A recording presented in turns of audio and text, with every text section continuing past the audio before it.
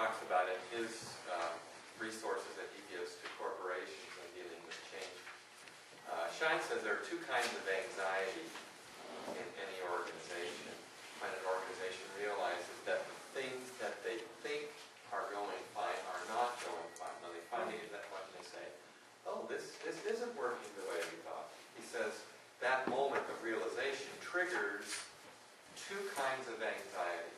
And he says you've got to know which one is which, and you've got to know how you manage the two of them. One form of anxiety he calls survival anxiety. And survival anxiety is, can we make it? Will we survive? Oh my gosh, will we survive this? And finally the numbers come in, whatever those numbers are that finally trigger that awareness. Will we make it? Another form of anxiety that Schein says is also going to come into play at this time is what he calls learning anxiety. And a simple way of distinguishing learning anxiety from survival anxiety is with the question, can we do it?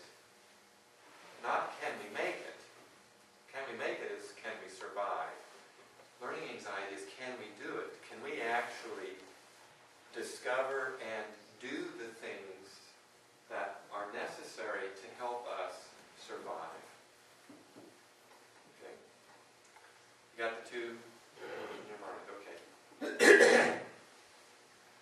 Then he says, with these two forms of anxiety, there are two principles you need to understand, keeping those two forms of anxiety in mind. One is, the first principle is that survival anxiety always has to be stronger than learning anxiety. In other words, your concern for can we make it has to always be higher than your concern for can we do it. That's the first principle. Does that one make sense? The second principle, he says, is the way that you keep the survival anxiety higher than the learning anxiety is not by pushing the survival anxiety, but lowering the learning anxiety.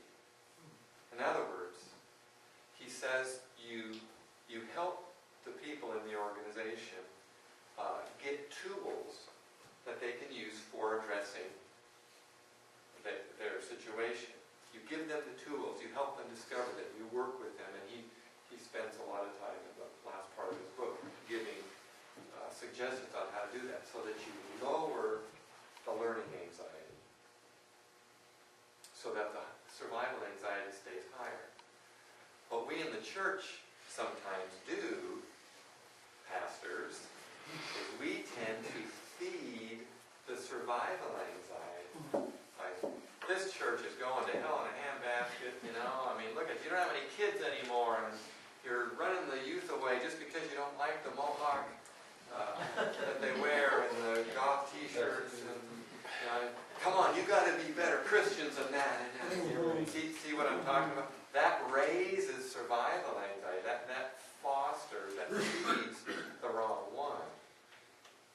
And he doesn't say that you take away either anxiety. He says that the survival anxiety has to be higher, but the way you do it is by helping people get their hands on stuff that they can work with and do.